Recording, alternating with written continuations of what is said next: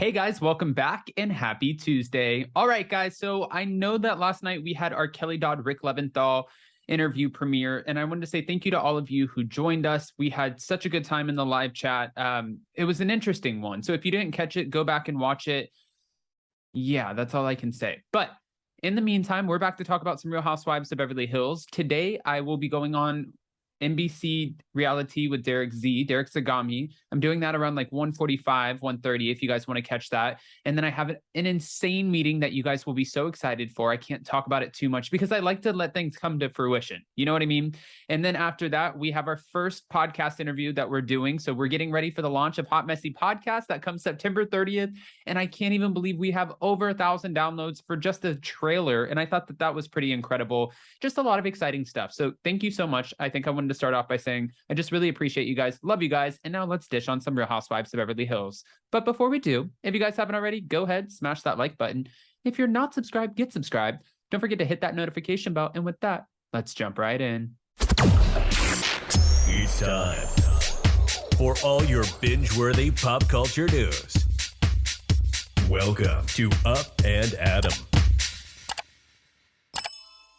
All right, guys, so it looks like the women from the Real Housewives of Beverly Hills are still talking about these Aspen antics, but this time it has nothing to do with Kathy Hilton. They're actually talking about what went on with Erika, Kyle, and Dorit, and I feel like at this point we're just beating a dead horse. I don't even think that it's appropriate to say that anymore. But now, Erika is shading the hell out of Kyle for treating Dorit unfairly, and Kyle's slamming the hell out of Erika, calling her selfish and saying that she felt insulted, okay? And then on top of that, we have Mad Men star John Hamm, who is also slamming Erika. We have a lot going on. I'm going to start with John, though.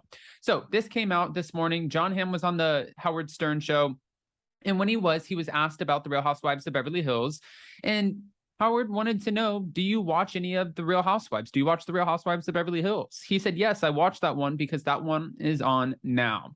Then he asked him the $1 million question, should Erika Jayne give back the earrings? And he was like, yes, she should.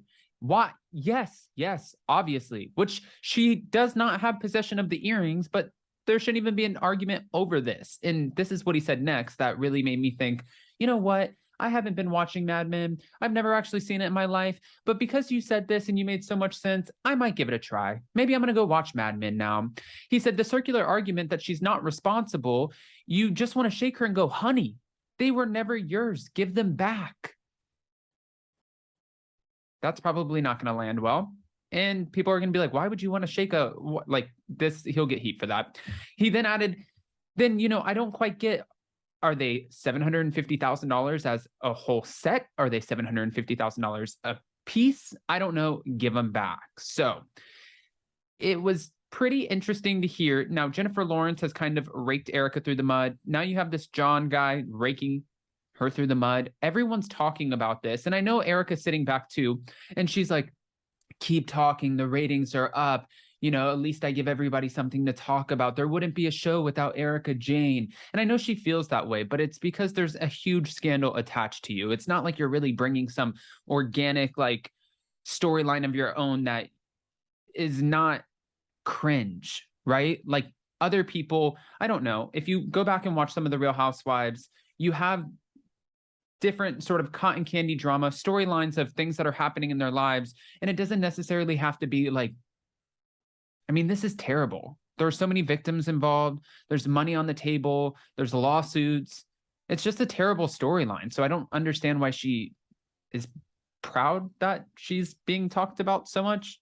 Anyways, so if you guys watched this past week's episode, you saw where Dorit ended up leaving the house with Kyle. Well, leaving Kyle's house with Erika. And she was supposed to be at this hat thing the next day, the Kimosabe hat event that Kyle was putting on. She ended up not attending because she said she chose to be with her friend that needed her most in that moment. Now, Erika thinks that Kyle has been treating Dorit unfairly, especially in that moment, because she's like, wait a minute, she was there, with me. Why can't she be with me? Why does she necessarily just have to be with you and be only your friend? She's my friend too, which I do agree with. I think that it's rude to leave someone's house in the middle of the night, but I think that Erika was probably heavily intoxicated and she didn't want to deal with it. She was probably in her emotions. She just told all of the women to F off. She feels like every time she goes to a filming event that she has to stick up for herself, or she's just waiting on the sidelines, waiting for someone to bring up a lawsuit or someone to bring up the victims, which obviously you know that's going to happen. You signed up for a reality TV show, so I don't know why you would be so on defense if you're willing to take the paycheck. And it's, I'm sure, it's not seven figures, I don't think. I'm sure it's a six-figure paycheck.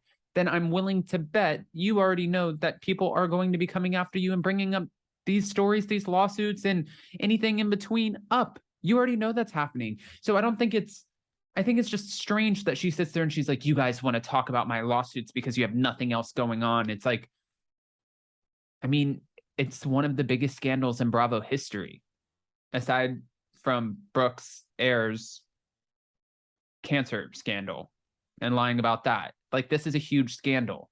So I don't think that this is, again, shocking. But Erika said she didn't feel welcome. She said, my friend Kyle is yelling at me. She's not understanding the place that I'm coming from, and I don't feel welcome, so I'm out. And apparently Kyle did not understand her pain, but Dorit did. And she said, I understand where Erika was coming from, not feeling comfortable going back to Kyle's after she just had that altercation. I probably would have done the exact same thing. You are going now after a night like that. You want to feel comfortable. You want to be in your bed. Diana in that moment said, listen, I have a bedroom. And just like she did with me, it was a very welcoming idea and made Erika feel comfortable. Although Erika felt comfortable with her, she still felt quite emotional. And Dorit said that she cried like a baby throughout the night. And she said it was tough to see her crying all night long. And you don't want to see your friends cry. Even though I'm not the biggest Erika fan, I wouldn't want to sit there and see anybody like squalling their eyes out. But I'm a Cancer. I get emotional. So I'll probably cry with you. You can have your buttons pressed, and at some point you're just going to explode. But she's in real pain, and she was in tears, and she was really, really, I don't want to say inconsolable, because luckily she let me sit on the edge of the bed and I had to get a box of tissues, but she was inconsolable. I appreciated Dorit because she knows me and she also knows what I've been through. This is what Erika's saying. And she says, and there's only so much I can say, and I can't continuously go fight every night without feeling something. Which also makes sense. I cannot wait for this week's episode, though, because this week's episode of The Real Housewives of Beverly Hills, which is tomorrow, and you guys know that we'll be back on Thursday to talk about all of it. It's going to be an interesting one because it will be a lot of he said, well, it's not he said, she said, but she said, because it's going to be Kathy Hilton's word versus Lisa Rinna and Erika's. Now, we know that Kathy did say something because she already admitted to it, and she said that she said something out of frustration, but it's like she apologized, and we, yes, have to go through it because we're watching it for the first time on the show, but we're not really watching anything. We're just watching text messages be exchanged, and then the women talk about it in the confessionals and have a conversation without Kathy there because Kathy ends up leaving Aspen, and we're not going to see her again until the finale episode. And then, of course, the reunion. This is just too much for me to process. I don't even know what this, it's just wild. Anyways, go ahead and comment below. What are your thoughts about all of this? And what are your thoughts about Erika being slammed again, and then Erika slamming Kyle? I can't keep up with these women. I can't. And also, don't forget, tonight, Jason is going live for Anchor Watch at 11 p.m. Eastern. And then on top of that, we have Hot Messy Podcast launching next Friday, September 30th. We are doing interviews this week and next week to get ready for the launch. It's going to be 2 episodes a week. I cannot wait. If you guys haven't already, go into the description of this video, click on Hot Messy Podcast, go give it a rating, please. Like, help us out, help us get kicked off to the right start and launch appropriately. Like, the Addams Family shows up, so I don't expect that you guys wouldn't do that anyways. I love you guys, and we'll see you next time. Bye.